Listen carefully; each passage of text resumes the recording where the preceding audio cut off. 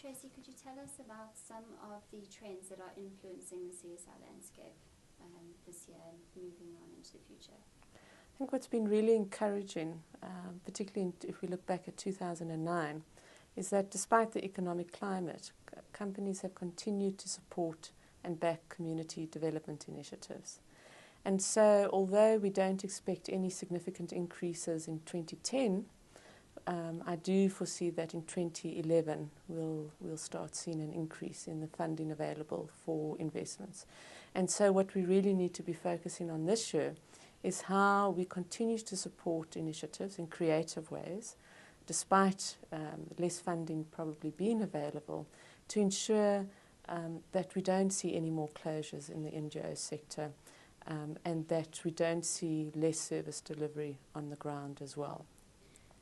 Tracey, one of the questions that came up after your presentation, there was a comment from the floor about looking at the sectors that are being funded more so than other sectors, and do you think that the proportion of spend is going to fall into the sectors in the same way that it is now, or do you think there might start being a shift perhaps towards more balanced spending, or perhaps some sectors becoming more significant than they are now?